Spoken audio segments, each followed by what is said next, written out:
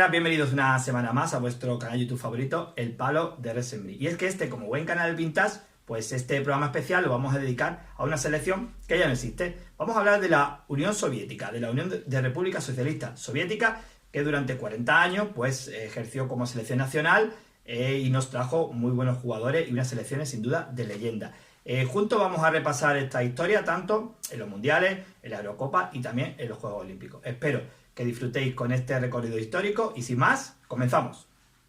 Bueno, y lo primero que tenemos que hacer es un pequeño recorrido histórico por las cifras. Como sabéis, la Unión Soviética pues se inicia como país, como selección en 1952, en los Juegos Olímpicos de Helsinki, y ya como país pues a partir de 1922 y ya a partir del 58 estará en la historia de los mundiales. Hablamos de un equipo que ha estado en total de 7 mundiales, 5 Eurocopas y tiene medalla olímpica en 5 eventos especiales de los Juegos Olímpicos de cada 4 años. Tenemos al gran Oleg Blokhin, que será el máximo goleador en la historia de esta selección, como digo, 40 años de historia con 42 goles. También Blokhin, con 112 internacionalidades, pues será el jugador soviético que más veces ha vestido la camiseta. Una camiseta parecida a esta, aunque esta lógicamente es de baloncesto, la CCCP, la URSS en español, la URSS en inglés, que sin duda es un equipo totalmente histórico. Como digo, este recorrido nos va a dar desde los Juegos Olímpicos de Helsinki hasta el Mundial de Fútbol de Italia 90. A partir del 92 será otra cosa y después también será otra cosa, que eso lo vamos a ver más adelante. En este primer bloque lo que vamos a hablar un poquito primero de los mundiales, y es que no estarán presentes en el Mundial de 54 de Suiza, pero sí lo van a hacer en el de Suecia 58, llegando hasta los cuartos de final y siendo eliminado pues, por la selección local, la sueca, en cuartos de final, como digo, por 2-0. Ya muy buena toma de contacto para jugadores históricos que ya no van a ir sonando, pues como Chislenko, como Neto, bueno, ya empezará la gran leyenda de la araña negra, de Lev Yashin, que sin duda va a tener su punto culminante en el Mundial de Chile del 62, donde solamente de nuevo la selección local Chile le va a apartar en cuartos de final, donde ahí sí tenemos la confirmación de Lev Yashin. También va a destacar, por ejemplo, Valentin Ivanov, que va a ser uno de los 4 jugadores que van a formar parte del cuarteto de máximos goleadores, con 4 goles. Y bueno, ahí sin duda vemos una URSS, que como luego veremos también en la Eurocopa, va a ser un equipo muy muy importante de la época. En el Mundial del 66, qué poquito le quedó sin duda a la URSS para haber sido campeona del mundo, y es que avanzó hasta las semifinales, su mejor resultado, donde solamente Alemania le batió en semifinales 2-1, un auténtico partidazo. Y bueno, ahí también se quebró un poco la leyenda de Yashin, donde pues los aficionados locales culparon a la araña negra de los 2 goles ante Alemania, aunque realmente el pobre pues no tuvo la culpa. Sin duda, su mejor resultado. A partir de ahí, pues también tuvimos a la URSS muy protagonista en el Mundial de México 70, avanzando hasta cuartos de final. Ahí los amigos de Uruguay, con un gol de Espárrago en el último minuto de la prórroga, prácticamente les batió. Sin duda uno de los grandes partidos de ese Mundial del 70. De nuevo, la tradicional mala suerte, un equipo muy marcado por la mala fortuna en momentos puntuales, un poco como le pasó también a España, pues también viene marcado.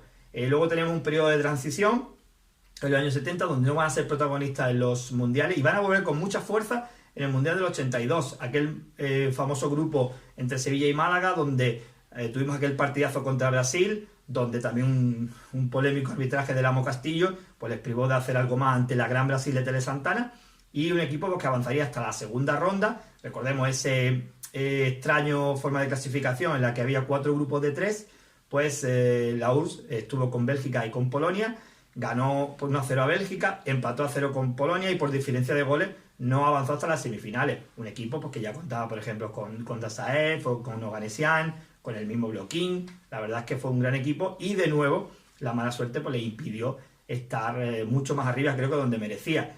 Mala suerte, como también en el 86, donde hicieron una gran primera fase, con ya jugadores muy consagrados como Protasov o Belanov, dieron un auténtico espectáculo en la primera fase, por ejemplo ese 6-1 a Hungría, con golazos espectaculares, con Mikhailichenko, con Zavarov, bueno, sin duda un equipo que parecía que podía llegar mucho más lejos, y que fue frenado en octavos de final por nuestro verdugo, el de Español, por Bélgica, en un increíble partido, perdiendo 4-3 en la prórroga. También 2 de los 4 goles en posición dudosa, y de nuevo protagonismo español, puesto que el juez de línea que no marcó su fuera de juego pues era Sánchez Arminio, y bueno, de alguna forma pues parecíamos condenados a encontrarnos con soviéticos y españoles.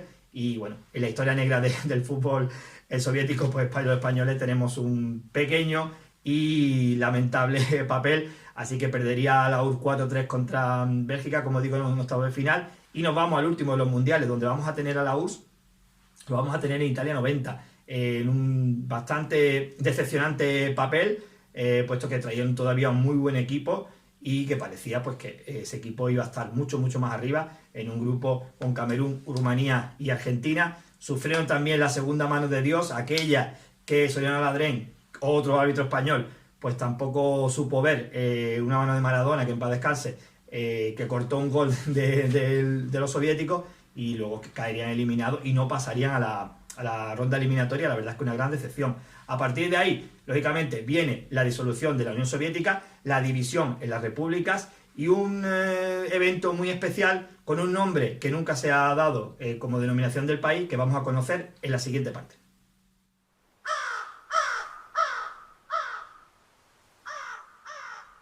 Bueno, y seguimos hablando de la URSS. En este caso vamos a hablar de su torneo fetiche, de las Eurocopas. Recordemos que la Eurocopa se comienza a jugar en 1960, y vamos a tener a la URSS siendo protagonista de la mayoría de las ediciones y en diferentes generaciones.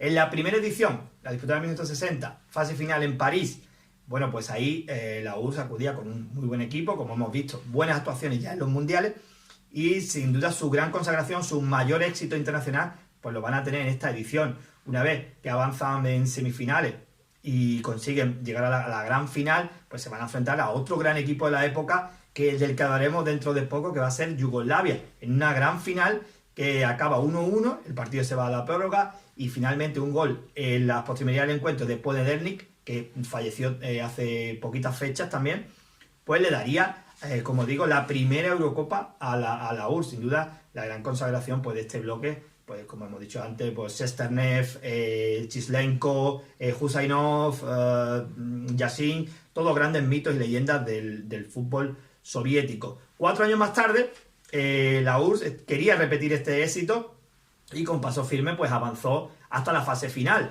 que sería aquí en Madrid. Bueno, decir primero que en la edición del 60, en cuartos de final, se debía haber disputado ese España-URSS. Sin embargo, Franco pues dio orden de que no se jugara ese partido, porque ellos, evidentemente, España no podía jugar contra los rojos, en una decisión totalmente lamentable.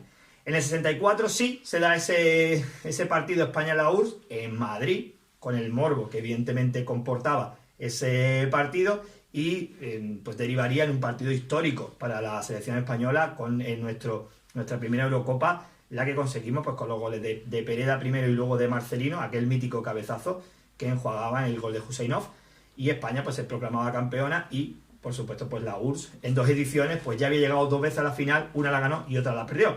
Pero es que todavía más mala suerte es lo que le va a pasar a la URSS en la siguiente edición, en el 68, en Italia. Una cosa realmente que si no se cuenta, no se cree. Y es que llegaba el conjunto soviético a esa fase final, se enfrentaba al local Italia, la gran Italia de Mazzola, Rivera, Facchetti y compañía. El partido quedaba 0-0, a la prórroga también íbamos 0-0, ¿y qué pasaba? Pues que en esa época aún no se habían inventado las tandas de penalti, y jugar un partido de desempate era inviable, puesto que el calendario ya estaba organizado para que 2 días después se jugara la final.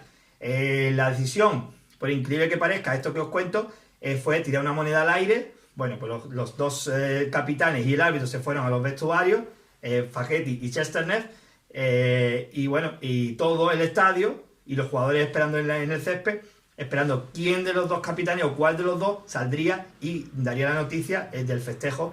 Así que os podéis imaginar en un estadio con 70.000 personas esperando la decisión de una moneda al aire. Cosas totalmente surrealistas y que parecen imposibles que pasaran en 2021. Bueno, pues finalmente salió Facchetti, quiere decir que Italia ganó el Caro Cruz y se clasificaba a la final. La URSS pues se quedaba lamentablemente en semifinales.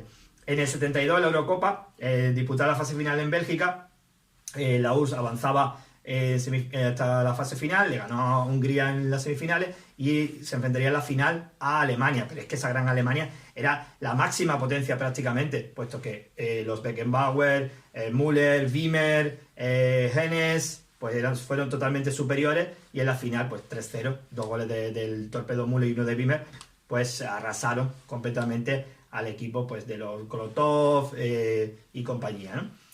Bueno, hasta ahí la verdad es que la disposición de la URSS fue espectacular. No estarían en un periodo de sequía en las Eurocopas, ni la del 76, ni la del 80, ni siquiera la del 84. Tendríamos que esperar ya una nueva generación para otro de los grandes éxitos y otra de las grandes actuaciones de la URSS, que sería la Eurocopa del 88, mítica, sin duda recordada por todos. Y es que llegaban a la fase final, los 8 mejores, en un grupo durísimo, donde tenían que enfrentar con Inglaterra, con Irlanda y con la Holanda de Van Basten y Gullit. Y bueno, hicieron un grandísimo papel, pasaron primeros de grupo, llegaron a semifinales. En semifinales le ganaron a Italia 2-0, con unas actuaciones espectaculares de Protasov, de Mikhailichenko. Sin duda era un grandísimo equipo el soviético, con Dasaev en la portería, uno de mis favoritos sin duda. Y así se plantaron en la final ante Holanda, una Holanda a la que habían batido en la primera fase 1-0 en gol de Rats.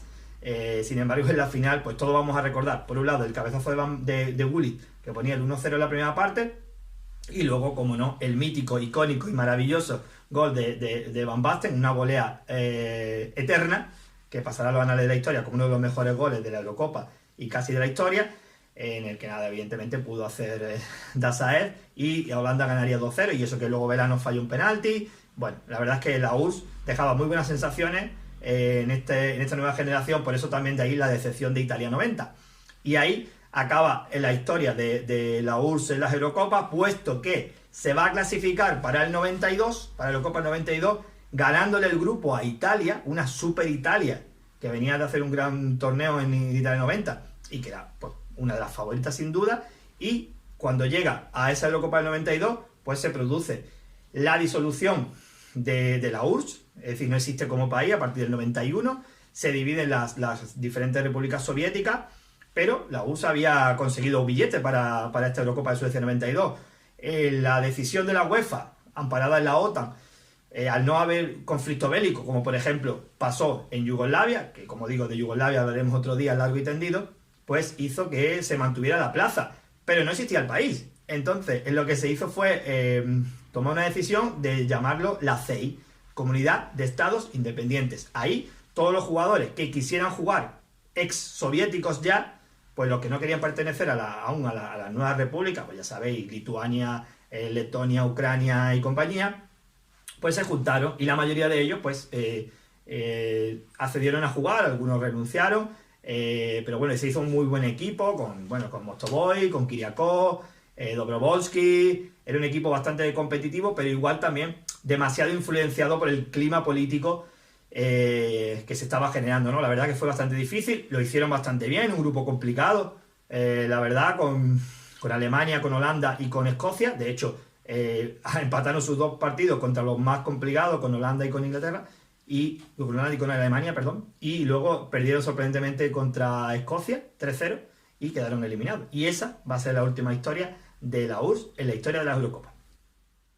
Bueno, y llegamos al tercero de los bloques, un bloque diferente, puesto que no hablamos de los máximos competiciones y eventos internacionales del fútbol, que son el Mundial de Eurocopa, sino un evento que siempre queda un poco escondido en la historia del fútbol, que son los Juegos Olímpicos. Pero bueno, la única evento en el que el fútbol no es el deporte rey. La URSS va a debutar en el 52, pero no va a avanzar más allá de la primera ronda. Sí lo hará en el 56 en Melbourne, donde va a ser medalla de oro. Va a tener bronces tanto en Múnich 72, Montreal 76 y Moscú 80. La verdad es que hay cierta polémica ahí, porque se supone que los jugadores profesionales, entre comillas, los que juegan las grandes ligas y los grandes torneos, no podían disputarlo. Sin embargo, vamos a ver a todos estos grandes nombres de los que he nombrado antes, pues Ivanov, Yashin, Kolotov, etcétera, etcétera, ganando todas estas medallas. Con lo cual, ya un día conté que la historia de los Juegos Olímpicos y el fútbol, la verdad es que está llena de hipocresía. pero bueno, eso ya es harina de otro costal. Como digo, muy buen rendimiento, medalla de oro en el 56, 3 medallas de bronce en los 70 y principio de los 80, y otro gran éxito para la URSS pues fue la medalla de oro en los Juegos de Seúl en el 88, ganándole ni más ni menos que a Brasil en la prórroga, donde Dobrovolsky pues era uno de los, Igor Dobrovolsky fue uno de los destacados, una Brasil que entre otros, por ejemplo, pues tenía unos tales Bebeto y Romario, creo que también os suenan de algo. Pues ese sería el último gran éxito internacional que nos traería la URSS. Pues como digo, todo eso lo sumamos, tanto el subcampeonato del 88 en la Eurocopa como el oro olímpico, pues todo parecía indicar que en Italia 90 se iban a salir. Se salieron, pero del torneo demasiado rápido. Como digo, influenciado mucho por el tema político, sin duda. Y bueno, a nivel de clubes, porque claro, siempre hablamos de las selecciones, pero ¿y los clubes soviéticos? Bueno, pues la verdad es que siempre han dado buen rendimiento, pero siempre parece que algo les faltaba. De hecho, yo creo que también están muy perjudicados por el calendario, porque cuando ellos se juegan las fases finales, por ejemplo la Champions, ellos están en el inicio de la siguiente temporada y eso les ha pesado muchísimo, y no ha sido sin duda por falta de calidad de muchos de los equipos. Han triunfado, pero no tanto como igual se merecían. Por ejemplo, los únicos títulos continentales que podemos sumar pues es el Dinamo de Kiev, que ganó la Recopa 75, también ganó la del 86, y el Dinamo de Tbilisi, que ganó la Recopa del 81. En Champions, lo más lejos que ha podido llegar un equipo, bueno, iba a decir ruso, soviético, en este caso fue el Sparta de Moscú en el 91, que llegó hasta las semifinales, aquel equipo que eliminó en cuartos al Real Madrid. Pero como digo, ningún equipo soviético ha jugado ni ha ganado ninguna final de la Champions o de la Copa Europa, algo bastante curioso, cuanto menos. Este ha sido un poco el repaso que le hemos querido dar al fútbol soviético.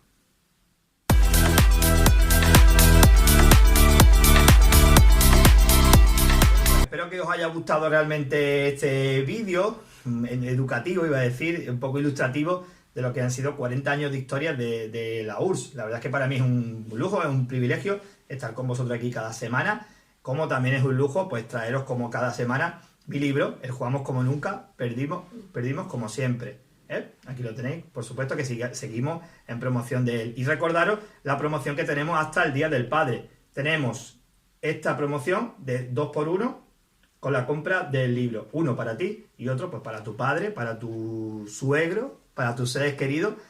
Como digo, se puede adquirir pues a través de la página web, ya lo veis por aquí, editorialcirculorrojo.com, entrando en el nombre, Jugamos como nunca, perdimos como siempre, o de forma privada a través del canal, o a través de mi contacto, por ejemplo en Twitter, @JASV1980, os lo pondré por aquí abajo, y también os pondré el enlace directo en la compra. Como digo, hasta el 19 de marzo, hasta el Día del Padre, 2x1 en el libro El Jugamos como nunca, perdimos como siempre, en el que estamos contando pues la historia de España, la selección española en los años 90. Así que venga, animaros porque vais a quedar magníficos.